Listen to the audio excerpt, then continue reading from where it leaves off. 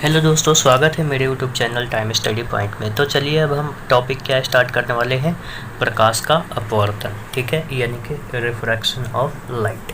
तो आपने 10वीं क्लास में पढ़ रखा है कि प्रकाश का अपवर्तन क्या होता है, कि प्रकाश की किरणें एक माध्यम से दूसरे माध्यम में प्रवेश करती हैं। जब प्रकाश की किरण एक माध्यम से दूसरे माध्यम में प्रवेश करती हैं तो या तो वो अभिलंब की तरफ झुक जाती हैं या फिर अभिलंब से दूर भाग जाती हैं। जी हाँ, बिल्कुल आपने यही पढ़ा होगा एग्जैक्टली। ठीक है, तो अब आपको क्या देखना है यहाँ पर, कब प्रकाश की किरणें दूर भागती है और कब प्रकाश की किरणें अभिलंब की तरफ झुक जाती है। यही आपके 2 पॉइंट है जिससे आपके प्रकाश के अपवर्तन से प्रश्न बनने वाले हैं आपके पेपर में। ठीक है, तो देखिए दोस्तों, जब भी आपको ये बोला जाए कि प्रकाश की किरणें विरल माध्यम से सघन माध्यम में जाती है तो हमेशा याद रखना कि प्रकाश की किरणें अभिलंब की तरफ झुक जाती हैं। ठीक है, और जब भी ये बोला जाए कि सघन माध्यम से विरल माध्यम में, सघन माध्यम से विरल माध्यम में आती है तो प्रकाश की किरणें क्या होती है, अभिलंब से दूर भाग जाती है, यानी अभिलंब की तरफ नहीं झुकती। ठीक है, तो एक बार हम ये समझने की कोशिश करते हैं कि विरल माध्यम क्या होता है, सघन माध्यम क्या होता है, ताकि हमें ये क्लियर हो जाए एग्जैक्टली, हमें ये याद ना करना पड़े कि विरल से सघन में जाएगी तो क्या होगा, सघन से विरल में जाएगी तो क्या होगा। ठीक है, तो दोस्तों यहाँ पर आपको घन दिख रहा है, घन से आप ये समझते हो घनी आबादी, यानी कि सघन यानी कि भीड़ भाड़। तो जब भी आपको भीड़ भाड़ मिलेगा तो आपको ज़रूर मुड़ के ही जाना पड़ेगा। ठीक है, अगर आपको सपोज करो एक रोड है, ठीक है, मैं आपको यहाँ पे समझाने की कोशिश, सपोज करो ये एक रोड है, ठीक है, इसमें आपको भीड़ भाड़ बिल्कुल ऐसे नहीं है, बिल्कुल इस ऐसे ये जो मैं पॉइंट शो कर रहा हूँ ये मान लो लोग है, ट्रैफिक है। ठीक है, तो आप क्या करते हो, आ रहे हो, देख रहे हो, बिल्कुल आप सीधे निकल गए, आपको कहीं ज़्यादा मुड़ना नहीं पड़ा। लेकिन दोस्तों अगर यही कुछ इस तरीके से होता रोड पे, ठीक है, तो क्या आप अभी भी उसी तरीके से निकल जाते? अगर ऐसे ट्रैफिक होती तो नहीं, आप आते, आपको जहाँ से रास्ते मिलते बिल्कुल आप मुड़ मार के, मतलब काफ़ी ज़्यादा दिक्कत के सामना करना पड़ता आपको। ठीक है, यानी कि सघन यानी कि आपको झुकना ही है, मतलब कि आपको क्या करना है, आप भाग नहीं सकते एग्जैक्ट निकल के कैसे भी। ठीक है, सघन यानी कि भीड़ भाड़ है। ठीक है, तो एग्जैक्टली यहाँ पर भी ऐसा ही कुछ होता है कि सघन में क्या होता है, प्रकाश की किरणें आती है लेकिन सघन माध्यम होने के कारण वो इधर उधर भाग नहीं सकते तो वह अभिलंब की तरफ झुक जाती है। ठीक है, यही अगर विरल माध्यम होता तो प्रकाश की किरणें यहाँ पर आती और अभिलंब से दूर भाग जाती। ठीक है, क्योंकि इसको रास्ता मिल जाता भागने का। ठीक है, तो ये भाग जाती, दूर भाग जाती। ठीक है, तो हमेशा यही याद रखना। और एक जो इम्पोर्टेंट इससे क्वेश्चन बनने वाला है उससे भी आप ध्यान में रखो कि प्रकाश के अपवर्तन के लिए कितने माध्यमों की आवश्यकता होती है, तो कम से कम 2। यहाँ पर आपको 2 माध्यम दिख रहा होगा, ऊपर एक और ये नीचे दूसरा।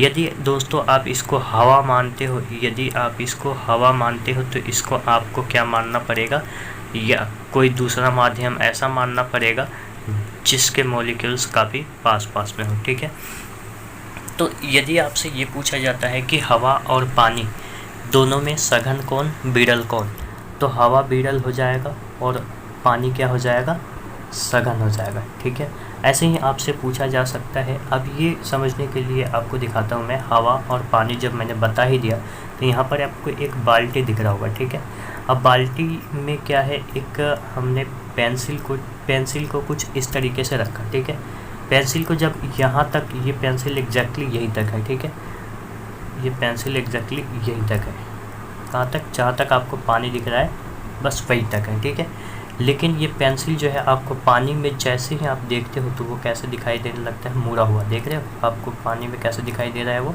मुड़ा हुआ दिखाई दे रहा है। तो ये क्यों हो रहा है, किस घटना के कारण हो रहा है, ये आपके प्रश्न पूछे जाते हैं आपके कॉम्पिटिटिव एग्जाम में, कि पानी में रखा हुआ पेंसिल जो है हमें टेढ़ा दिखाई देता है प्रकाश के किस घटना के कारण। तो यदि आपको पता है तो एग्जैक्टली आप बता सकते हो कि प्रकाश के अपवर्तन के कारण होता है। इसलिए मैंने आपको यहाँ पर एग्जाम्पल समझाने के लिए इस बाल्टी को यहाँ पे रख भी दिया है। ठीक है, दूसरा कि इसमें सघन कौन, विरल कौन। तो दोस्तों ये देख रहे हो ऊपर क्या है, हवा है, बिल्कुल कुछ तो है नहीं, बाल्टी के ऊपर क्या है, हवा है, लेकिन बाल्टी के नीचे क्या है, एक और माध्यम है, पानी। ठीक है, तो जब प्रकाश की किरणें हवा से पानी में आ रही है, हवा से पानी का मतलब है कि विरल से सघन, विरल मतलब बिल्कुल खुला खुला और सघन मतलब बिल्कुल मॉलिक्यूल पास में होंगे उसके, ठीक है, यानी कि भीड़ भाड़ वाली जगह। तो जब प्रकाश की किरणें बीडल से सघन में आती है तो सघन में आते ही क्या होती है, मुड़ जाती है, ठीक है। तो इसीलिए यहाँ पे पेंसिल जो है आपको मुड़ा हुआ दिखाई दे रहा है, ठीक है। अब हम नेक्स्ट चलते हैं, प्रकाश के अपवर्तन के नियमों की बात कर लेते हैं, जैसा कि हमने परावर्तन के नियमों की बात की थी, ठीक है। तो प्रकाश के परावर्तन में कितने, 2 नियम थे, एग्जैक्टली यहाँ पर भी है, लेकिन वहाँ पर क्या थे कि प्रकाश का जो आपतित किरण था, ठीक है, प्रकाश का जो आपतित किरण था, क्या था, आपतित किरण, परावर्तित किरण और आपतन बिंदु पर डाला गया लंब, ये तीनों एक ही तल में थे। यहाँ भी कुछ एग्जैक्टली वैसा ही है, आपतित किरण, ठीक है, अपवर्तित किरण, यहाँ पर क्या है, ये आपतित है, एक्चुअली क्या है, अगर इधर होता तो हम परावर्तित बोल सकते थे, लेकिन यहाँ पर क्या है, एक माध्यम से दूसरे माध्यम में प्रकाश जाती है तो वो अपवर्तित हो जाती है, ठीक है। तो आपतित किरण, अपवर्तित किरण और आपतन बिंदु पर डाला गया लंब, यहाँ पर भी एग्जैक्टली वही है, आपतित किरण, अपवर्तित किरण और आपतन बिंदु पर डाला गया लंब, ये तीनों क्या है, एक ही तल में है। एक तो आपने यहाँ से समझ गए, दूसरा क्या समझना है, दूसरा हमने वहाँ पर क्या देखा था कि आपतन कोण और परावर्तन कोण का मान बराबर देखा था, कोण आई बराबर कोण आर देखा था परावर्तन में। एग्जैक्टली यहाँ पर क्या है, आपतन कोण का मान जो है ये आई वाला और ये आर वाला अपवर्तन कोण का मान इस अभिलंब से कितना बना रहा है, इसमें हमें रिलेशन बताना है, ठीक है। तो आपने 10वीं क्लास के एनसीईआरटी में पढ़ रखे होंगे कि यहाँ पर क्या होता है, साइन आई बट्टा साइन आई बराबर साइन आर भी बोल सकते हो आप, या फिर आप स्थिरांक दे करके साइन आई बट्टा साइन आर भी बोल सकते हो, ठीक है। तो साइन आई बट्टा साइन आर होता है, इसे आप स्नेल का नियम भी कहते हो, जो यहाँ पर दिखा रखा है, ठीक है। आपतन कोण की ज्या का अनुपात बराबर अपवर्तन कोण की ज्या का अनुपात, ऐसा ही कुछ आपके एनसीईआरटी में लिखा हुआ है शायद, ठीक है, एक बार आप ध्यान से देखना। आपतन कोण की ज्या का अनुपात का मतलब होता है ये साइन आई, अपवर्तन कोण की ज्या का अनुपात का मतलब होता है कि ये साइन आर, ठीक है। आपतन कोण की ज्या तथा अपवर्तन कोण की ज्या का अनुपात क्या होता है, एक स्थिरांक होता है, ठीक है। और वो वैल्यू यहाँ पर आपको दिखा रखा है, यहाँ पर आप देखो ध्यान से, ठीक है।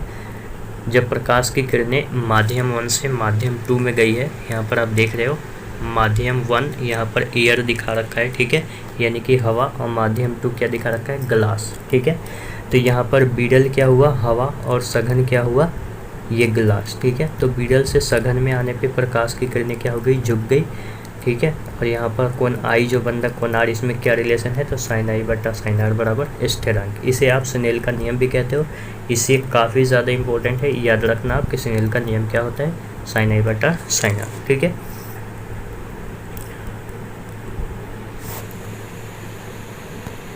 अब यहाँ से एक चीज़ आप और समझ सकते हो, अपवर्तनांक, हालांकि मैं आगे अभी डिस्कस करने वाला हूँ, बट यहाँ पे लिखा हुआ है एक लाइन, आप इसे भी पढ़ते चलो। क्या है, इस स्थिरांक को दूसरे माध्यम का पहले माध्यम के सापेक्ष अपवर्तनांक कहते हैं। तो आपका अपवर्तनांक भी यही, थोड़ा सा आप यहाँ पे क्लियर करो, बाकी मैं आगे अभी क्लियर कराता हूँ। स्थिरांक को, ये जो स्थिरांक दिख रहा है, ठीक है, ये क्या है, ये दूसरे माध्यम का, ठीक है, यहाँ पे आप देख रहे हो दूसरे माध्यम का पहले माध्यम के सापेक्ष, ये है दूसरा माध्यम, ये है पहला माध्यम, ठीक है, पहला दूसरा। तो स्थिरांक जो है ये दूसरे माध्यम का पहले माध्यम के सापेक्ष क्या है, अपवर्तनांक है, ठीक है। और इसे दिखा सकते हो आप म्यू से, अपवर्तनांक को किससे दिखाते हैं, म्यू से दोस्तों, इसे हम कहते हैं म्यू, ठीक है। यहाँ पर जो बना रखा है यू टाइप का, यही है म्यू, ठीक है। तो यहाँ पर आप दिखा सकते हो म्यू से, और 1 म्यू 2 या फिर म्यू 1 म्यू 2 आप लिख सकते हो। इस 1 म्यू 2 का मतलब क्या है, 1 म्यू 2, इसका मतलब है जब भी ये इधर लिखा होता है तो समझ जाओ इसी का अपवर्तनांक निकल रहा है, यानी कि दूसरे माध्यम का पहले माध्यम के सापेक्ष अपवर्तनांक देखा गया है, ठीक है।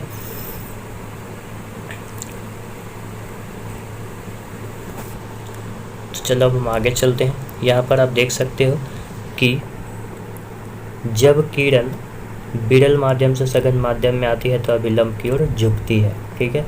जब किरण सघन माध्यम से विरल माध्यम में आती है तो अविलंब से दूर हटती है। दोस्तों देखने में तो काफ़ी इजी लग रहा है, लेकिन पेपर में आपके यही बहुत ज़्यादा महत्वपूर्ण बन जाता है और यही चीज़ें आप भूल जाते हो, वहाँ पर आपको याद नहीं रहते एग्जैक्टली, क्योंकि आप बस रट के या फिर पढ़ के चले जाते हो, आप चीज़ों को समझते नहीं हो। यदि आप चीज़ों को समझ लो तो बड़ा ही इजी है कि सघन से विरल में जाएगा तो क्या होगा, विरल से सघन में आएगा तो क्या होगा, फिर आपको गलती करने की तो चांसेस ही नहीं रहते। ठीक है, तो चलिए हम चलते हैं। नेक्स्ट टॉपिक है अपना क्या, आवर्धन। ये भी काफ़ी ज़्यादा इम्पोर्टेंट होने वाला है आवर्धन। ठीक है, आवर्धन सूत्र। आवर्धन सूत्र आप सबसे पहले समझ लो कि ये होता क्या है। ठीक है, तो देखो एग्जैक्टली हमारे पास इतना टाइम तो है नहीं काफ़ी ज़्यादा डिटेल में जाने की। जिनको लगता है कि मुझे या तो किसी और को पढ़ने की ज़रूरत है ज़्यादा डिटेल में, तो स्पेशली मैं हर एक चैप्टर का हर एक टॉपिक वाइज एक क्लास लेकर के आने वाला हूँ, जिसमें मैं पूरा डिटेल में बताऊँगा। हालांकि हम अभी यहाँ पर कंपटीशन की तैयारी कर रहे हैं, तो ये मैं मान के चलता हूँ कि आपने 10वीं में थोड़ा बहुत पढ़ रखा है, तो उसी के अनुसार मैं फटाफट बताने की कोशिश कर रहा हूँ। ठीक है, वैसे भी अब 1 मंथ ही बचे हुए हैं आपके पेपर के, तो फटाफट से देख लीजिए। ठीक है, तो क्या आवर्धन सूत्र, तो आवर्धन क्या होता है, प्रतिबिंब की लंबाई और वस्तु की लंबाई के अनुपात को हम क्या कहते हैं, आवर्धन कहते हैं। ठीक है, प्रतिबिंब की लंबाई और वस्तु की लंबाई, जैसे आपने पढ़ रखा होगा एनसीईआरटी में कुछ ऐसा लिखा हुआ है कि प्रतिबिंब की ऊंचाई और वस्तु की ऊंचाई को हम क्या कहते हैं, के अनुपात को हम क्या कहते हैं, आवर्धन कहते हैं। ठीक है, प्रतिबिंब की ऊंचाई और वस्तु के ऊंचाई के अनुपात को हम क्या कहते हैं, आवर्धन कहते हैं। ठीक है, यानी कि m बराबर क्या होता है, h'/h, यहाँ पर आप देख सकते हो। ठीक है दोस्तों, वैसे तो आवर्धन अगर आप देखो तो 2 तरह का होता है, एक रेखीय होता है, एक कोणीय होता है। लेकिन हमें क्या इम्पोर्टेंट है, हमारे लिए क्या इम्पोर्टेंट है, ये रेखीय आवर्धन इम्पोर्टेंट है, तो फिलहाल हम इसी पे डिस्कस करेंगे। ठीक है, ज़्यादा आपको इधर उधर भटकाऊँगा नहीं, टेंशन मत लो। तो चलो हम चलते हैं, कुछ रिलेशन आते हैं कई बार पेपर में कि वस्तु दूरी और प्रतिबिंब दूरी और आवर्धन में क्या संबंध होता है। ठीक है, तो ये भी आप ध्यान रखना कि हमेशा, जैसा कि आपने अभी देखा था कि प्रतिबिंब की ऊंचाई बटा वस्तु की ऊंचाई, तो यहाँ पर भी आप देखना प्रतिबिंब ऊपर आ रहा है, यहाँ भी प्रतिबिंब ऊपर ही आएगा। प्रतिबिंब की दूरी और वस्तु की दूरी के अनुपात के बराबर होता है। ठीक है, प्रतिबिंब की दूरी और वस्तु की दूरी के अनुपात के बराबर होता है। यदि आपने 10वीं कर रखा है तो आपको मालूम ही होगा कि v का मतलब क्या होता है, प्रतिबिंब दूरी, u का मतलब क्या होता है, वस्तु दूरी। इससे हम डिनोट करते हैं। ठीक है, डिनोट किसी भी चीज़ से करो, लेकिन जैसा बुक आपको लेकर के चल रहा है वैसे आप लेकर के चलो तो कोई दिक्कत नहीं। ठीक है, v आपको प्रतिबिंब दूरी और u आपको वस्तु दूरी बताता है। ठीक है, तो ये आप रिलेशन याद रखना। हो सकता है इस पर आपको एक न्यूमेरिकल भी दे सकता है। ठीक है, आवर्धन की वैल्यू दे देगा। ठीक है, वस्तु की ऊंचाई दे देगा, आपको प्रतिबिंब की भी ऊंचाई दे देगा, वस्तु की भी ऊंचाई दे देगा, आपको वस्तु दूरी दे देगा और प्रतिबिंब दूरी पूछ लेगा। ऐसा भी कुछ आता है क्वेश्चन। ठीक है, तो इसको आप थोड़ा सा ध्यान में रखना। ठीक है, अब हम चलते हैं इससे और क्या क्वेश्चन आते हैं कि आवर्धन का एसआई मात्रक क्या होता है। तो कोई बता सकता है आपके माइंड में कि आवर्धन का एसआई मात्रक क्या हो सकता है? जी बिल्कुल नहीं। ये क्या होता है, आवेश। इसका कोई आवेश, इसका क्या कह सकते हैं, एसआई मात्रक। ये मात्रकहीन होता है। ठीक है, आवर्धन का कोई इकाई नहीं होता है। ये क्या होता है, मात्रकहीन होता है। अब ये मात्रकहीन क्यों हो गया भाई, कैसे होता है मात्रकहीन, आप कैसे कह सकते हो? तो देखो, आप क्या लिखते हो, आवर्धन को m से दिखाते हो तो m बराबर क्या लिखते हो, वस्तु की ऊंचाई बटा प्रतिबिंब की ऊंचाई। अब बताओ, आप वस्तु की ऊंचाई, ऊंचाई का मतलब क्या, आप मीटर में, फीट में, फुट में ऐसे कुछ लिख सकते हो। मान लो आप मीटर में लिख रहे हो तो मीटर में लिखोगे। ठीक है, मान लो 5 मीटर, 10 मीटर, 20 मीटर, कुछ भी लिखोगे। ठीक है, उसके बाद क्या, वस्तु की ऊंचाई, तो वस्तु की ऊंचाई भी किस में लिखोगे, आप मीटर में ही लिखोगे। ठीक है, तो देखो, मान लो ये 5 मीटर का है, ये भी 5 मीटर का है, या 5 मीटर का है, ये 8 मीटर का है, ऐसा ही कुछ होगा। ठीक है, तो आप देखो, ऊपर में इकाई आ रहा है मीटर, नीचे में भी इकाई आ रहा है मीटर। अब क्या हुआ, मीटर से मीटर कट गया तो आपका इकाई क्या बचा, कुछ भी नहीं, केवल 1। ठीक है, तो इसलिए आप ये कहते हो कि ये जो आवर्धन है ये क्या होता है, मात्रकहीन होता है, यानी कि इसका कोई ऐसा यूनिट, कोई मात्रक नहीं होता है। ठीक है, आप ये नहीं कह सकते कि किसी भी चीज़ का आवर्धन जो है 5 मीटर 10 मीटर या ऐसा कुछ होता है, ठीक है। तो चलिए अब हमारा नेक्स्ट टॉपिक क्या है, गोलीय सतह से अपवर्तन, ठीक है। तो दोस्तों जब भी गोलीय सतह से अपवर्तन होता है तो हम बात करते हैं किस चीज़ की, लेंस की, ठीक है। अब लेंस क्या होता है दोस्तों, ठीक है। तो ये अभी आपने 10वीं कंप्लीट किया तो अभी आपने देखा ही होगा कि लेंस क्या होता है। तो लेंस दोस्तों एक पारदर्शी माध्यम होता है। क्या होता है, पारदर्शी माध्यम होता है। पारदर्शी का मतलब होता है कि जिसके आर पार हम क्या कर सकते हैं, देख सकते हैं, ठीक है। यानी कि यहाँ से हम अगर देखें तो हम इधर की वस्तुओं को भी देख सकते हैं, ठीक है, इसके थ्रू, ठीक है। मतलब ये आप समझने के लिए आप अगर चश्मे का यूज़ करते हो तो आपको ज़रूर मालूम होगा, ठीक है। यदि आप चश्मा लगाते हो तो आपको ज़रूर मालूम होगा कि चश्मे जो भी लगाते हैं उनको ज़रूर मालूम होगा, ठीक है। जो चश्मा लगाते हैं उनको ज़रूर मालूम होगा। क्या मालूम होगा कि दोस्तों क्या होता है कि चश्मा जो आप देखते हो उसमें लगा रहता है लेंस। आपने सुना भी होगा, जनरल आपने बहुत सारे सुना भी होगा कि इसमें कौन सा लेंस लगा, उसमें कौन सा लेंस लगा है, मेरे चश्मे में तो ये लेंस लगा है, ऐसे आप सुना होगा, ठीक है। तो लेंस होता है चश्मे में। तो क्या आप चश्मे के आर पार नहीं देख सकते? जी बिल्कुल देख सकते हैं, आप चश्मे के आर पार ज़रूर आप देख सकते हैं, ठीक है। तो चश्मे के आर पार यदि हम देख सकते हैं तो इसका मतलब क्या है, अगर चश्मे के आर पार हम देख सकते हैं तो इसका मतलब क्या है कि वो पारदर्शी माध्यम है, ठीक है। तो इसलिए हम कहते हैं कि लेंस क्या होता है, एक पारदर्शी माध्यम होता है, ठीक है। जिसका आकार के बेस पे अगर आप देखोगे तो वैसे तो आकार के बेस पे 6 टाइप के होते हैं, यानी कि 6 प्रकार के होते हैं आपके लेंस। लेकिन हमारे लिए क्या इम्पोर्टेंट है, सिर्फ 2, उत्तल और अवतल, ठीक है। इन्हीं उत्तल और अवतल को आगे डिवाइड कर देता है इस शेप के आधार पर और बता देता है कि 6 टाइप के होते हैं, ठीक है। अब इससे क्या रिलेटेड क्या इम्पोर्टेंट क्वेश्चन बनते हैं, तो देखिए आपको मैंने अगर दर्पण पढ़ा रखा है तो आप ज़रूर उस दर्पण वाले वीडियो को देखें, ठीक है। और वहाँ से आपको मैंने यहाँ पर एक हिंट दे दिया है लेंस को समझने के लिए कि इससे जो इम्पोर्टेंट क्वेश्चन आने वाले हैं उसको पढ़ने के लिए दर्पण और लेंस में समानता, ठीक है। तो जो आपको मैंने अवतल दर्पण में सिखा रखा है, यानी इमेज का बता रखा है ना कि वस्तु को कहाँ पर रखते हैं तो कैसा प्रतिबिंब बनता है, वो आप उत्तल लेंस के साथ कंपेयर कर सकते हो, ठीक है। जो मैंने आपको उत्तल दर्पण में पढ़ा रखा है उसको आप अवतल दर्पण के साथ, अवतल लेंस के साथ रिलेट कर सकते हो, ठीक है।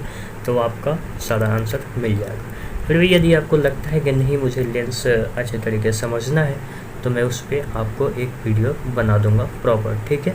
ये आपके यहाँ पर क्या होते हैं, फोकस, ठीक है। जैसा कि दर्पण में आपने देखा था ये वक्रता केंद्र, यहाँ पर भी ये वक्रता केंद्र का ही काम करता है। इसे हम 2f से दिखाते हैं लेंस में, ठीक है। तो चलिए यहाँ पर हम ज़्यादा टाइम वेस्ट नहीं करते हैं, हम चलते हैं अपने इससे रिलेटेड क्या क्या क्वेश्चंस आ सकते हैं उसको देखते हैं, ठीक है, कि ये ज़्यादा हमारे लिए इम्पोर्टेंट है। अब हम देखते हैं लेंस सूत्र। तो जैसा कि दर्पण सूत्र आपने पढ़ा था वहाँ पर आता था क्या, अगर आपने दर्पण सूत्र पढ़ा था तो आपको याद होगा वहाँ पर ये प्लस आता था, ठीक है, ये प्लस आता था।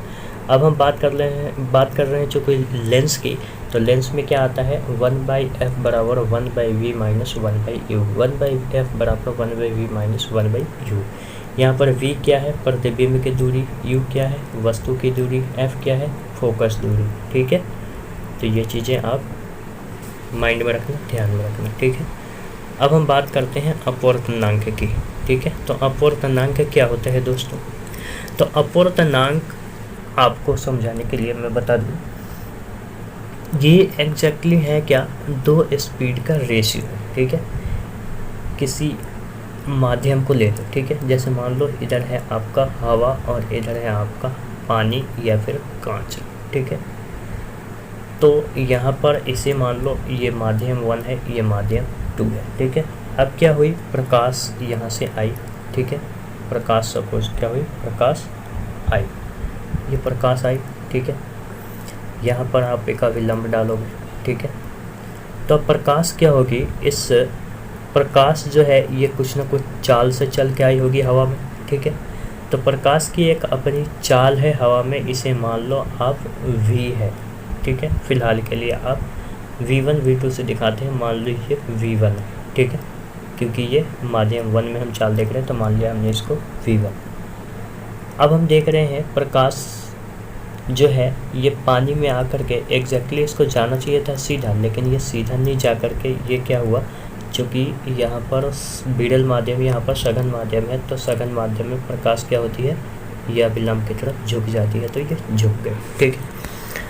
अब क्या हुआ, इसका चाल जो है, ज़रूर आपको पता है कि माध्यम 1 में तो ये विरल में था प्रकाश, तो काफ़ी तेज़ी से चला होगा, लेकिन जैसे ही माध्यम 2 में आया तो इसका चाल क्या हो गया होगा, डिक्रीज हो गया होगा, घट गया होगा। तो इसका चाल मान लेते हैं इसमें क्या है, v2 है, ठीक है। तो अब आपको समझना है क्या अपवर्तनांक क्या होता है। तो अपवर्तनांक होता है speed of light in medium 2 by speed of light in medium 1, यानी कि माध्यम 2 में प्रकाश की चाल क्या है और माध्यम 1 में प्रकाश की चाल क्या है, माध्यम 2 में प्रकाश की चाल क्या है और माध्यम 1 में प्रकाश की चाल क्या है, इनके अनुपात को ही हम क्या कहते हैं, अपवर्तनांक कहते हैं, ठीक है। यानी कि प्रकाश की चाल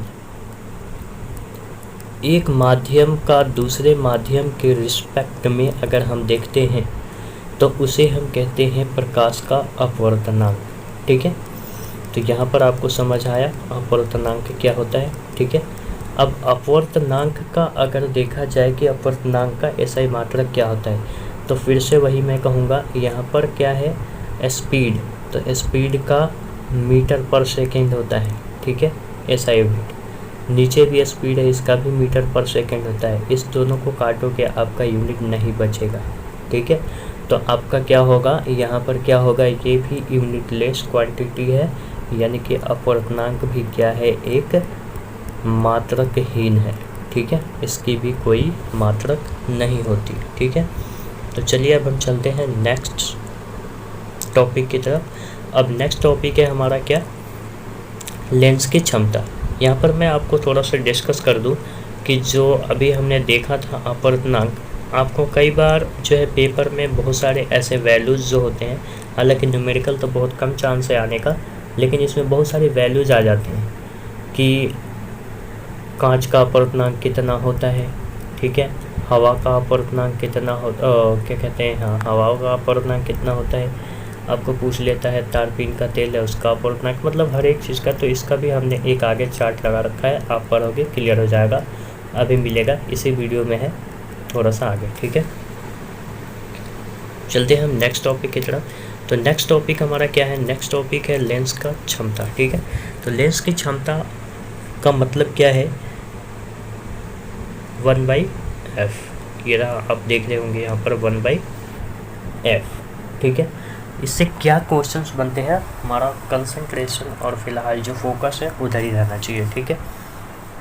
आप कभी भी फ़िलहाल अभी डेफिनेशन की तरफ मत भागो, क्योंकि आपको डेफिनेशन नहीं रटने, अभी डेफिनेशन कहीं कोई नहीं पूछने वाला। अभी आपके इस कंपटीशन पेपर में आपको जो भी पूछा जाएगा वो वस्तुनिष्ठ प्रश्न पूछा जाएगा, ट्रिकली पूछा जाएगा, थोड़ा कॉन्सेप्चुअल पूछा जाएगा, तो उधर आप ध्यान दो, ठीक है। कॉन्सेप्ट क्लियर रखो बिल्कुल।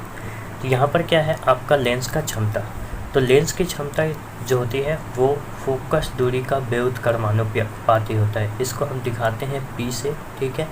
और P जो होता है वो फोकस दूरी का व्युत्क्रमानुपाती होता है, यानी कि P जो होता है वो कुछ इस तरीके से है, ठीक है। इस तरीके से आपको लिखा हुआ आ जाए पेपर में और पूछ ली ये किसका फॉर्मूला है, तो फटाफट आँख बंद करके आप बता देना लेंस का क्षमता है, ये क्या है, लेंस का क्षमता, ठीक है। अब लेंस की क्षमता अगर हमने देखा तो लेंस की क्षमता से कई बार आपको पूछ लेता है कि लेंस की क्षमता का एसआई यूनिट बताओ, ठीक है। यहाँ पर मैंने एक हेडिंग भी डाल रखा होगा एसआई यूनिट का, देख रहे होंगे आप यहाँ पर, क्योंकि ये, और यहाँ पे 3 स्टार भी डाल रखे हैं, क्यों, क्योंकि ये पेपर में आपके ना आए, ऐसा तो कभी मैंने अभी तक देखा नहीं है।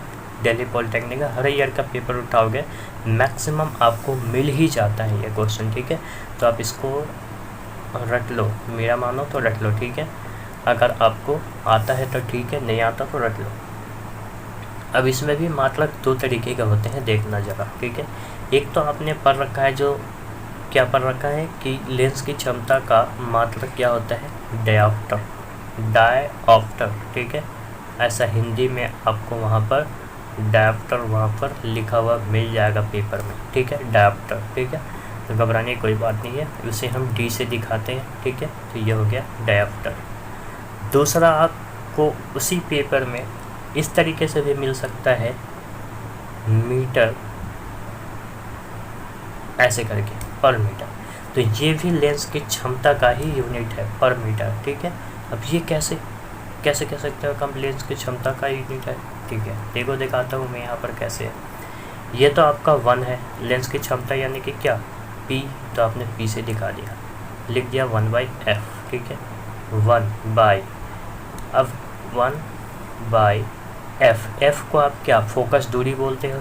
दूरी आप यहाँ पर किस में 2 मीटर, 3 मीटर, 4 मीटर ऐसे दिखाते हो, ठीक है। 3 मीटर पे वस्तु है, 4 मीटर पे, 5 मीटर पे है, तो उसको आपने दिखा दिया किस में, मीटर में, किस में, मीटर में, ठीक है। अब ये जब मीटर ऊपर जाएगा तो क्या हो जाएगा, इस पर -1 लग के आ जाएगा, क्या हो जाएगा, थोड़ा सा और इधर लिखता हूँ मैं, दिख नहीं रहा उधर, -1 लग के आ जाएगा, ठीक है। तो ये भी एक तरह से यूनिट बन जाता है, ठीक है। और आपके ऑप्शन में अगर दोनों दे देता है तो थोड़ा सा ध्यान से, सतर्क से, ठीक है। उम्मीद है समझ गए होंगे जो मैं समझाने की कोशिश कर रहा था लेंस की क्षमता में, ठीक है, कि क्या कुछ क्वेश्चन आने वाले हैं। तो अब चलिए हम इससे रिलेटेड और भी महत्वपूर्ण क्वेश्चंस को देखते हैं। आपको जितने भी यहाँ पे HH बना के दे रखे हैं ये सारे इम्पोर्टेंट क्वेश्चन, ठीक है। तो आप इसको सही से रख लेना। यहाँ पर क्या है कि उत्तल लेंस की क्षमता धनात्मक होती है, ध्यान देना। अगर आपसे पेपर में पूछा जाता है उत्तल लेंस की क्षमता, तो ध्यान रखना क्या होता है, धनात्मक। उत्तल लेंस की क्षमता धनात्मक होती है, ठीक है, उत्तल लेंस की क्षमता धनात्मक होती है। आपसे ये पूछा जा सकता है कि उत्तल लेंस को कौन सा लेंस कहते हैं, तो अभिसारी लेंस कहते हैं। अवतल लेंस को कौन सा लेंस कहते हैं, अपसारी। याद रखना, बिल्कुल रट लो, अवतल अपसारी, अवतल अपसारी, अवतल यानी कि अपसारी, उत्तल यानी कि अभिसारी, उत्तल यानी कि अभिसारी, ठीक है। अभिसारी किरण पुंज और अपसारी किरण पुंज, ये भी कई बार आपके पेपर में आ जाते हैं, ठीक है। तो अभिसारी किरण पुंज का मतलब है कि जब बहुत सारी किरणें जो है आके एक ही जगह इकट्ठा हो जाए तो आप इसे अभिसारी किरण पुंज कहते हो, यानी कि अभिसरित हो गई, एक ही जगह आके इकट्ठा हो गई, ठीक है। और अपसारी का मतलब क्या है कि अगर एक ही जगह से निकल के अलग अलग भागने लगे किरण, ठीक है, एक जगह से निकल करके अलग अलग ऐसे बिखर जाए, ठीक है, तो इसे आप क्या कहते हैं, अपसारी कहते हो, ठीक है। ये अपसारी किरण पुंज और अभिसारी किरण पुंज का कॉन्सेप्ट क्लियर हुआ, ठीक है। अब हम चलते हैं नेक्स्ट अपना क्या है, आँख, ठीक है, जो सबसे महत्वपूर्ण होने वाला है आपके पेपर के लिए, ठीक है। तो आँख, ज़्यादा डिटेल में नहीं जाऊँगा, आप ये एक बार फिगर देखो, वीडियो को पॉज कर लो और इसे आप समझ लो, क्योंकि डायरेक्ट अब इसमें मैं क्वेश्चन कराऊंगा, ठीक है। आप समझ लो कि पुतली कहाँ पर होता है, परितारिका कहाँ पर होता है, ठीक है, स्वच्छ मंडल कहाँ पर है, पक्षमावी आप देख रहे होंगे, पक्षमावी कहाँ पर है, दृष्टि पटल कौन सा है, ठीक है, दिक् तंत्रिका कौन सा है, ठीक है। तो चलिए हम इससे रिलेटेड बहुत सारे महत्वपूर्ण क्वेश्चंस करते हैं, वो क्या है, ठीक है। अगर आप इसको समझ पाए हो, ठीक है, तो अच्छी बात है, नहीं तो आइए हम क्वेश्चंस की तरफ बढ़ते हैं, ठीक है। आप वीडियो पॉज करके इसे आप समझ सकते हो, ठीक है, कौन सा भाग कहाँ पर है। मेन अगर आप इसको समझ गए कि कौन सा भाग कहाँ पर है, कौन सा भाग कहाँ पर है, तो क्वेश्चंस भी बड़ा ही जल्दी आप इजीली समझ पाएंगे और याद कर पाएंगे, ठीक है। तो प्लीज़ एक बार वीडियो पॉज करके ज़रूर देखें।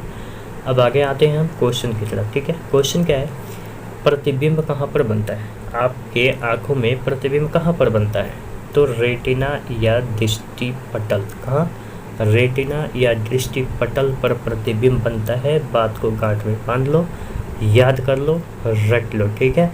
अब आपके दृष्टि पटल कहाँ पर है, देखो ये रहा दृष्टि पटल, दिख रहा है ना, यहाँ पे लिखा हुआ दृष्टि पटल कहाँ पर है, ये भाग जो है आपका दृष्टि पटल है, क्या है, दृष्टि पटल, यहाँ पर ये ब्लैक दिख रहा होगा साइन, ठीक है। तो जो आपके प्रतिबिंब बनते हैं कहाँ पर बनते हैं, वो रेटिना या फिर दृष्टि पटल पर बनते हैं, ठीक है। नेक्स्ट आपका क्वेश्चन क्या है कि प्रकाश जो है, प्रकाश, ठीक है, प्रकाश वो कर्निया, ठीक है, प्रकाश कर्णीय लिखा गया है, कर्निया है ये, ठीक है। प्रकाश जो है वो कर्निया स्वच्छ मंडल से होकर नेत्र में प्रवेश करता है, ठीक है।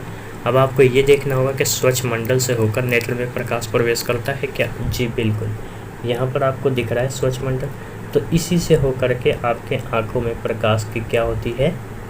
आगमन होती है, यानी कि प्रकाश जो है वो प्रकट कैसे करता है, आप ये कह सकते हो कि प्रवेश कैसे कर सकता है, तो वो आपके स्वच्छ मंडल से होकर के। इसका किसी भी वस्तु का प्रतिबिंब कहाँ बनता है? तो दृष्टि पटल पे बनता है, ठीक है। नेक्स्ट हमारा क्या है इसी में क्वेश्चन, चलिए हम उसको देखते हैं। नेत्र गोलक का आकृति कैसा होता है? तो आप यहाँ पर अभी देखें कि नेत्र गोलक जो हमने देखा था अभी, उसकी आकृति कैसी थी, ठीक है। आप देख रहे हो नेत्र गोलक की आकृति लगभग क्या है? गोलाकार है, ठीक है। तो आप क्या कह सकते हो कि नेत्र गोलक की आकृति कैसी है? गोलाकार है, ठीक है।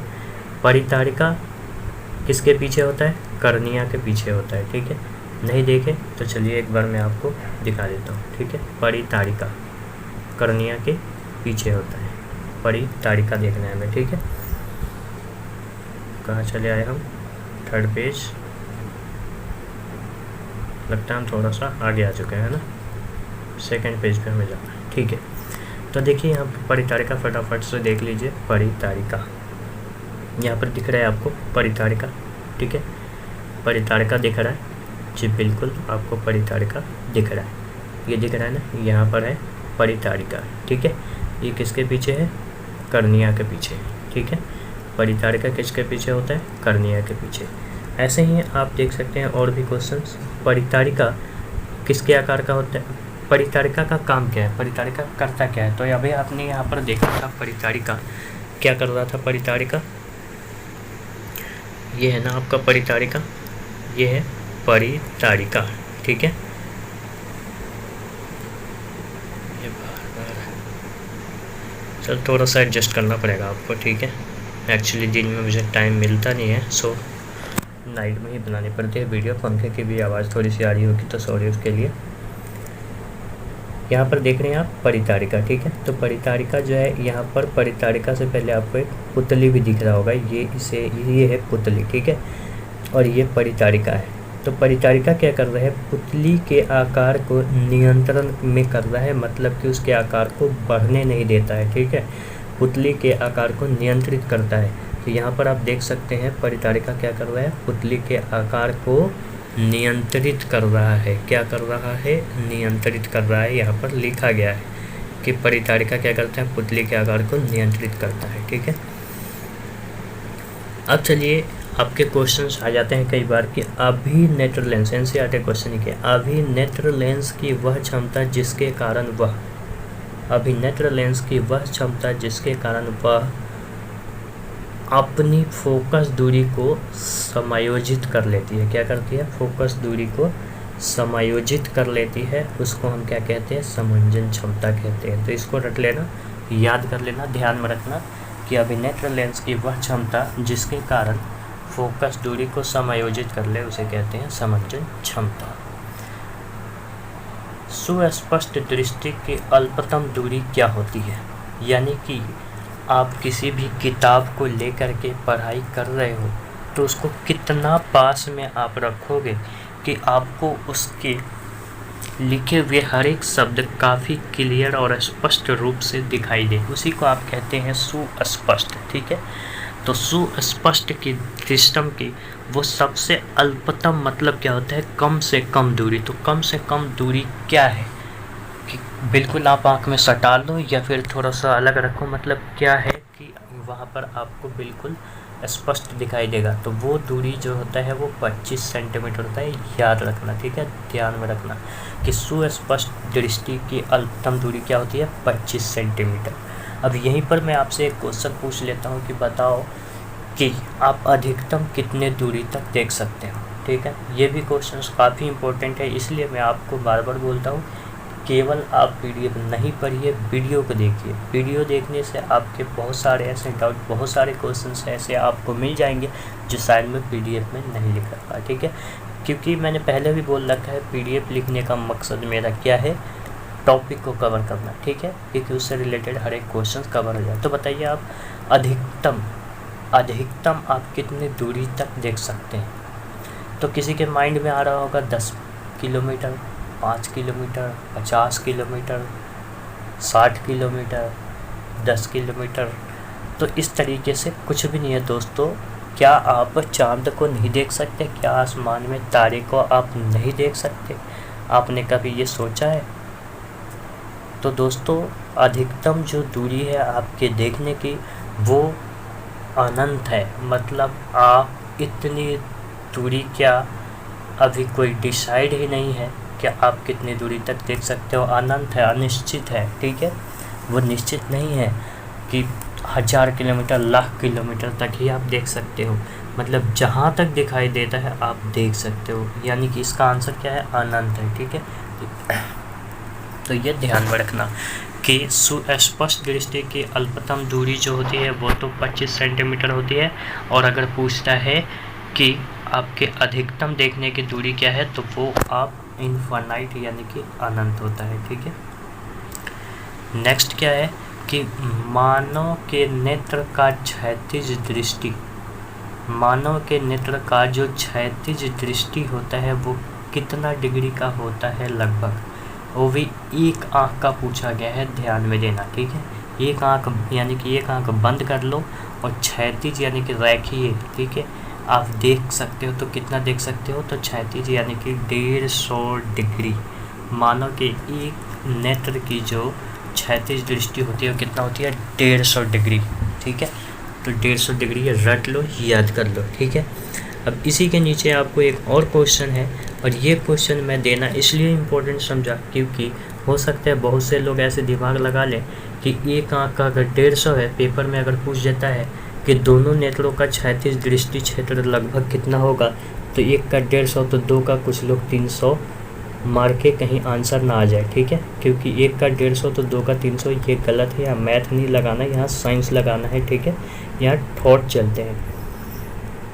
तो देखिए, अगर आपके एक नेत्र की जो क्षैतिज दृष्टि पूछता है तो वो होता है 150 डिग्री, जबकि दोनों नेत्र का क्षैतिज दृष्टि अगर पूछ ले तो वो होता है 180 डिग्री। ध्यान रखना, 180 डिग्री, ठीक है।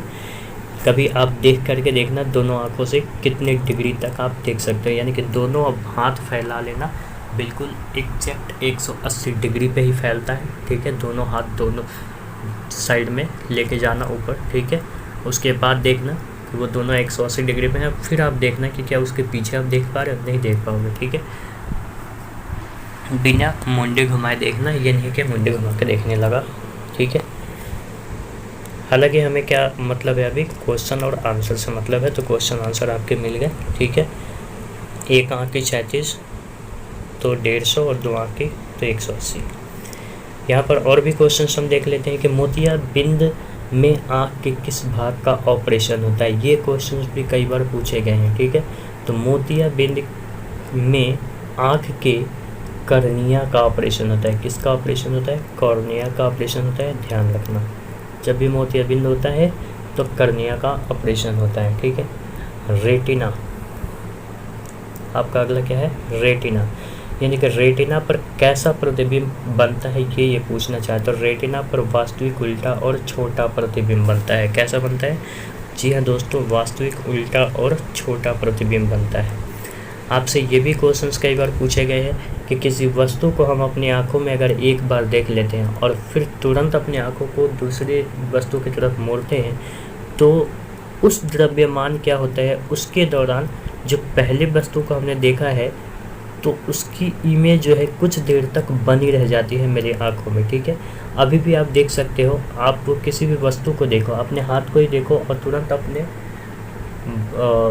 सर को जो है किसी दूसरे वस्तु की तरफ घुमाओ तो आपके हाथ का प्रतिबिंब जो है कुछ सेकंड तक बना रहता है। तो वही आपसे क्वेश्चन आता है कि कितनी देर तक बना रहता है, तो वो 1/16 सेकंड तक, 1/16 सेकंड तक बना रहता है। ध्यान में रखना, काफ़ी इंपॉर्टेंट होने वाला है, ठीक है, क्योंकि ये कई बार आ चुका है, ठीक है, तो इसे ध्यान में रखना। नेक्स्ट हम क्या देखने वाले हैं, आँखों का मेगापिक्सल कितना होता है, ठीक है। तो आँखों का मेगापिक्सल 576 होता है, 576 होता है, ध्यान में रखना, याद है तो ठीक है, नहीं है तो रट लो यहाँ से, ठीक है। तो नेक्स्ट जो सबसे इम्पोर्टेंट है, हम ये देखने वाले हैं दृष्टि दोष। यदि हम आँख देख रहे हैं तो दृष्टि दोष देखना काफ़ी ज़्यादा इम्पोर्टेंट है, ठीक है। दर्पण हमने देख ही लिया, लेंस हमें पता ही है, तो इससे रिलेटेड हम क्वेश्चन और टॉपिक भी कवर कर लेते हैं। वो क्या है? दृष्टि दोष है, ठीक है। दृष्टि दोष यानी कि मायोपिया। तो दोस्तों हम देखेंगे कि हमारे आँखों में कितने तरह के दोष होते हैं, उसके क्या कारण होते हैं, उसके लक्षण क्या होते हैं, ठीक है, और उससे निजात कैसे पाया जाता है, यानी कि उसका निवारण क्या है, उसका सॉल्यूशन क्या है, ठीक है। क्यों होता है और होता है तो हमें कैसे मालूम पड़ता है, और मालूम पड़ जाता है तो हम उसकी इलाज कैसे करते हैं, ठीक है। तो चलिए हम इसी को देखने वाले हैं। तो सबसे पहला हमारा जो है वो क्या है? निकट दृष्टि दोष, ठीक है। तो निकट दृष्टि दोष होने का क्या कारण है, क्यों हो जाता है निकट दृष्टि दोष? तो देखो, इसका कारण है अभिनेत्र लेंस की वक्रता त्रिज्या अधिक होने पर। जब भी अभिनेत्र लेंस की वक्रता त्रिज्या बढ़ जाती है तो हमें निकट दृष्टि दोष हो जाता है, तथा नेत्र गोलक के लंबे हो जाने पर भी, ठीक है। अगर आपका नेत्र गोलक भी लंबा हो जाता है तब भी आप ये समझ लो कि आपको निकट दृष्टि दोष है, ठीक है। तब भी आप समझ लो आपको निकट दृष्टि दोष है। अब हमें तो ये पता नहीं चलता ना, हमें तो लक्षण पता चलेगा, ठीक है। ये तो आपने रीजन बता दिया, कारण बता दिया क्यों हो गया, ठीक है, लेकिन हमें तो लक्षण पता चलेगा। तो चलिए हम लक्षण देखते हैं कि लक्षण क्या होता है निकट दृष्टि दोष का। हमें कैसे पता चलेगा कि हमें कौन सा दोष है? तो जब भी आपको दूर की वस्तु नहीं दिखाई दे, ध्यान देना ये उल्टा है, ठीक है। ऐसा नहीं कि निकट दृष्टि दोष तो नज़दीक की वस्तु नहीं दिखाई देगी, निकट दृष्टि दोष हुआ तो आपको दूर की वस्तु दिखाई नहीं देगी, इसको आप ध्यान में रखना, ठीक है। जब भी निकट दृष्टि दोष हुआ तो दूर की वस्तु दिखाई नहीं देगी, यानी जब भी आपको दूर की वस्तु दिखाई नहीं दे रही है तो आप ये समझ लो कि आपको निकट दृष्टि दोष हो चुका है। तब आप डॉक्टर के यहाँ जाओगे तो आपका डॉक्टर निवारण के लिए क्या करेगा? अवतल लेंस आपके आंखों में डाल देगा, ठीक है, यानी कि अवतल लेंस का एक चश्मा बनाएगा, आपको दे देगा, ठीक है। तो इसका निवारण है अवतल लेंस। नेक्स्ट हम चलते हैं टॉपिक दूरदृष्टि। तो दूरदृष्टि दोष जो होता है इसका क्या कारण होता है? इसमें क्या होता है, अभिनेत्र लेंस की जो फोकस दूरी होती है वो अधिक हो जाती है और नेत्र गोलक जो होता है वो छोटा हो जाता है, ठीक है। निकट दृष्टि दोष में जस्ट इसका उल्टा था, देखा था ना आपने। निकट दृष्टि दोष में क्या था कि अभिनेत्र लेंस की फोकस दूरी कम हो गई थी और नेत्र गोलक बड़ा हो गया था। यहाँ पर दूर दृष्टि दोष है तो फोकस दूरी क्या हो रही है? अधिक हो रही है और नेत्र गोलक छोटा हो रहा है, तो दूर दृष्टि दोष है। लक्षण क्या है? दूर दृष्टि दोष यानी कि नज़दीक की वस्तु दिखाई नहीं देगी। निवारण क्या है? उत्तल लेंस, ठीक है। निकट दृष्टि दोष में अवतल लेंस और दूर दृष्टि निकट दृष्टि दोष में अवतल लेंस और दूर दृष्टि दोष में उत्तल लेंस, ध्यान में रखना, ठीक है। निकट दृष्टि दोष जब भी होता है तो हम अवतल लेंस लगाते हैं, दूर दृष्टि दोष हो जाता है तो हम उत्तल लेंस लगाते हैं, ठीक है।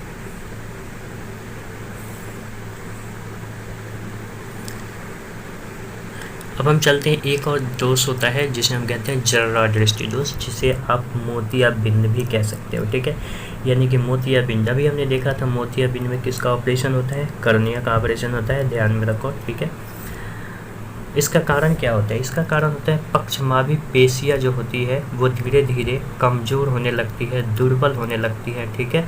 और क्रिस्टलीय लेंस जो होता है उसका लचीलापन जो होता है, लचीलापन उसमें भी कमी आने लगती है, ठीक है। तो इसके कारण आपको जरा दृष्टि दोष हो जाता है। इसका लक्षण क्या होता है? इसका लक्षण होता है कि इसमें नज़दीक और दूर का ही की भी वस्तु दिखाई नहीं देगी, ठीक है। अंधकार हो जाएगा आपके दुनिया। और उसका निवारण, उसका शोध कैसे आप कर सकते हो, निजात कैसे पा सकते हो? तो उसके लिए आपको क्या चाहिए? द्विफोकस लेंस चाहिए, ठीक है। आपको क्या चाहिए? द्विफोकस लेंस चाहिए, ठीक है। अब हम चलते हैं, हमने देख लिया निकट दृष्टि दोष, दूर दृष्टि दोष, जरा दृष्टि दोष, ठीक है। अब इससे कुछ महत्वपूर्ण और भी क्वेश्चंस हैं। आपसे ये क्वेश्चन पूछा जा सकता है कि शक्तिशाली समांतर किरण पुंज प्राप्त करने के लिए कौन सा दर्पण उपयोगी है, ठीक है। तो जब भी आपसे ऐसा क्वेश्चन आता है कि शक्तिशाली समांतर किरण पुंज प्राप्त करने के लिए कौन सा दर्पण चाहिए, तो अवतल दर्पण चाहिए, ध्यान में रखना। कौन सा? अवतल दर्पण, ठीक है।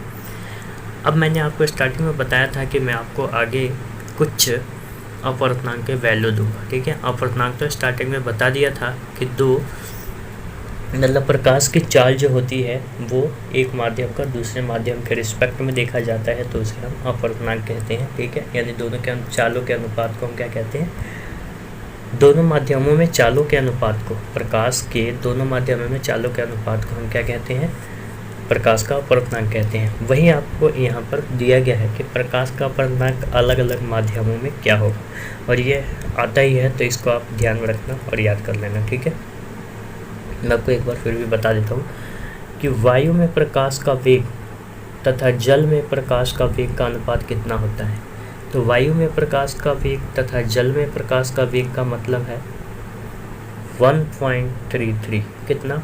1.33, यानी कि जल का अपवर्तनांक क्या होता है? 1.33, आप ऐसे कह सकते हो, ठीक है। आपको मैंने बता रखा था ना कि म्यू, एक सेकेंड, ठीक है, म्यू 1.2 या फिर 1.2 का मतलब होता है कि दूसरे का अपवर्तनांक पहले के सापेक्ष, ठीक है। यहाँ पर भी ऐसा ही कुछ है। यहाँ पर दूसरा क्या है? यहाँ पर दूसरा जो है पीछे आ जाता है बार बार, ये सॉरी, चलो ठीक है, आगे हम, ठीक है। दूसरा, यहाँ पर दूसरा जो है आपका क्या है? जल, ठीक है। और पहला क्या है? वायु। तो जल बटा वायु, ठीक है, वो क्या है? 1.33। आप सिंपल से याद रखो कि वायु में प्रकाश का वेग और जल में प्रकाश का वेग का अनुपात जो होता है वो 1.33 होता है। बर्फ का अपवर्तनांक कितना है दोस्तों? 1.31। बर्फ का अपवर्तनांक 1.31, ठीक है। वायु का अपवर्तनांक 1.0003। वायु का अपवर्तनांक होता है 1.003। जल का अपवर्तनांक होता है 1.33। बर्फ का अपवर्तनांक होता है 1.31, ठीक है। तो इसको आप ध्यान में रखना।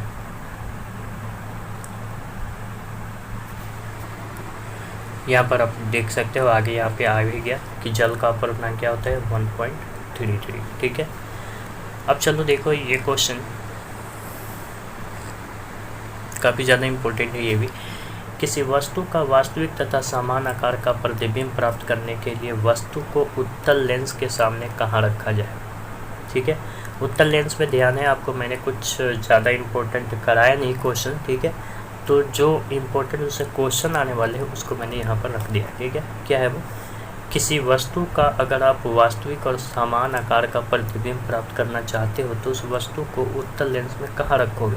तो फोकस दूरी के दुगुनी दूरी पर आँख बंद करके आंसर होगा। फोकस दूरी के दुगुनी दूरी पर, ठीक है। नेक्स्ट क्या है अपना? किसी गोलीय दर्पण तथा गोलीय लेंस दोनों की फोकस दूरी अगर मान लो -15 सेंटीमीटर है तो वो चाहे दर्पण पूछे चाहे लेंस पूछे क्या हो सकता है? अब जरा बताओ। तो वो होगा दोनों का दोनों अवतल। अब ये कैसे? बात तो यहाँ है ना, हमने याद तो कर लिया कैसे। यहाँ पर तो मैंने दे दिया -15। आपको पेपर में ज़रूरी है कि -15 दे दे? नहीं, कुछ भी दे सकता है ना, माइनस प्लस कुछ भी दे सकता है। तो ध्यान रखो, जब भी ये माइनस साइन देखो आप, ठीक है, तो आपके मोस्टली आंसर क्या होते हैं? अवतल ही होते हैं। अब कैसे होते हैं वो भी तो ध्यान में देने की ज़रूरत है। क्वेश्चन क्या है कि किसी गोलीय तथा गोलीय लेंस, ठीक है, कि फोकस दूरी, जब भी आपसे फोकस दूरी की बात करता है तो आप अगर अवतल दर्पण बनाओगे तो कुछ इस तरीके से ही बनाओगे, पहले भी बता चुका हूँ, ठीक है। अवतल दर्पण आप बना लिए, कुछ इस तरीके से बनाओगे अवतल दर्पण, ठीक है, ये बना लिए अवतल दर्पण। अब इसमें फोकस दूरी कहाँ होती है? हमेशा लेफ़्ट साइड में ही फोकस दूरी होती है ना अवतल दर्पण में। फोकस दूरी हमेशा लेफ़्ट साइड में होती है। तो आपको मैंने बता रखा था कि यहाँ से आप इधर किस तरफ जाओगे तो सब कुछ क्या होगा? नेगेटिव। इसीलिए बोला था वो काफ़ी ज़्यादा इम्पोर्टेंट था। अगर लेफ़्ट की साइड जाओगे तो नेगेटिव होगा, ठीक है। तो यहाँ पर आप देखो, आपको क्या दे रखा है? नेगेटिव में ही दे रखा है। आप देखो ध्यान से, नेगेटिव में दे रखा है, पॉजिटिव में दे रखा है, किस में दे रखा है? आप यहाँ पर देख पा रहे हो कि नेगेटिव में दे रखा है, -15 सेंटीमीटर दे रखा है। तो ये माइनस का मतलब क्या है? कि वो अवतल में ही आएगा, ठीक है। आपने क्या उत्तल में देखा है? ऐसा नहीं देखा जी, बिल्कुल नहीं देखा। उत्तल में नहीं देखा ना।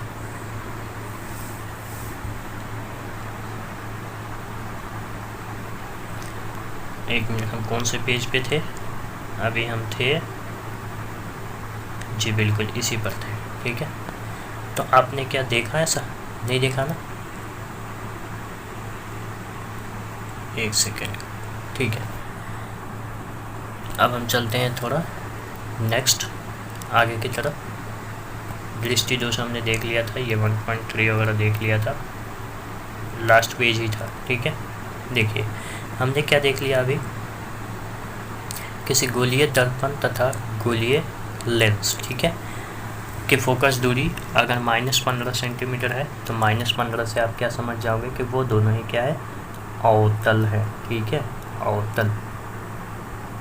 क्योंकि अवतल अगर लेंस भी आप बनाते हो तो इसी तरीके से बनता है, उसका फोकस दूरी इधर होता है, तो वो भी क्या होता है, नेगेटिव ही होता है। यहाँ पर भी कॉन्सेप्ट सेम ही है, इसलिए मैंने आपको अवतल दर्पण एक समानता बताया था कि अवतल दर्पण को और उत्तल दर्पण को कैसे आप समांतर देख सकते हो, ठीक है। नेक्स्ट अपना क्या है, तो नेक्स्ट है अभिनेत्र लेंस की फोकस दूरी में परिवर्तन किया जाता है। तो जब भी आपसे ऐसा क्वेश्चन आता है अभिनेत्र लेंस की फोकस दूरी में परिवर्तन, तो आपका आंसर होता है पक्षमापी द्वारा, ठीक है। अब आपसे क्वेश्चन पूछा जाता है कि तारों का टिमटिमाना क्या है भाई, तारों का टिमटिमाना क्या है, मतलब तारे जो टिमटिमाते हैं वो किस रीजन के कारण, किस कारण के कारण, तो वो होता है प्रकाश के अपवर्तन के कारण, ठीक है। प्रकाश के अपवर्तन के कारण तारे टिमटिमाते हैं, ठीक है, ध्यान से इसको याद कर लेना, प्रकाश के अपवर्तन के कारण तारे टिमटिमाते हैं, ठीक है। एक और इसमें इम्पोर्टेंट है कि सूर्योदय से पहले और सूर्यास्त के बाद ध्यान देना, इसी तरीके से 2 या 3 क्वेश्चन बनते हैं, ठीक है। वो मैं अभी आगे और आपको बताऊंगा, क्योंकि वो घटना कोई और है, प्रकाश का प्रकीर्णन है, ठीक है। यहाँ पर क्या है, ये ध्यान देने की बात है कि क्वेश्चन क्या है, क्वेश्चन पर ध्यान। क्वेश्चन में सिर्फ ये बोला है कि दिखना, यहाँ पर लाल रंग ये दिखना या ऐसा कुछ नहीं बोला, यहाँ पर सिंपल बोला है कि सूर्योदय से पहले और सूर्यास्त के बाद, मतलब सुबह जब होता है तो उससे जस्ट पहले, ठीक है। जैसे छठ पूजा में आप देखते हो कि जब अर्घ देते हैं तो जो सबसे पहले सूर्य भगवान का जो वेट करते हैं वही होता है सूर्योदय से पहले, ठीक है, जस्ट सूर्योदय से पहले। और उसके बाद शाम जब हो जाता है तो शाम को सूर्यास्त जब होने ही वाला होता है तो जस्ट हो जाता है, उसके बाद में भी आपको सूर्य दिखता है, थोड़ा थोड़ा दिखता है शाम को भी, और सुबह में जब भी आपको पूरा सूर्य जब तक निकले उससे पहले भी हल्का हल्का दिखता रहता है, ठीक है। तो यही कह रहा है कि वो दिखता है, तो क्यों दिखता है, उसका कारण क्या है, उसका कारण भी है प्रकाश का अपवर्तन, ठीक है। तो चलिए आज के लिए इतना ही, फिर मिलते हैं नेक्स्ट वीडियो में, तब तक के लिए टेक केयर। और हाँ, सबसे इम्पोर्टेंट बात, आपके पेपर से रिलेटेड काफ़ी ज़्यादा महत्वपूर्ण सूचनाएं आने वाली है 31 तारीख को, तो वेट कीजिए, 31 तारीख को मेरे चैनल पर सबसे पहले वीडियो मिलेगा आपको, और पूरी जानकारी के साथ मिलेगा, बिल्कुल ऑफिशियल वेबसाइट के साथ, ठीक है। जब तक के लिए टेक केयर, बाय बाय। अगले वीडियो में मिलते हैं हम प्रकाश का वर्ण विक्षेपण, प्रिज्म, प्रकीर्णन, ऐसी सारी घटनाओं को लेकर के, ठीक है। इससे रिलेटेड सारे क्वेश्चंस को कंप्लीट कर लेंगे, और नेक्स्ट वीडियो आई थिंक प्रकाश पे हमारा लास्ट वीडियो होगा, और उसमें हम क्या करेंगे, सारे टॉपिक को कंप्लीट कर लिए रहेंगे, ठीक है। तो चलिए।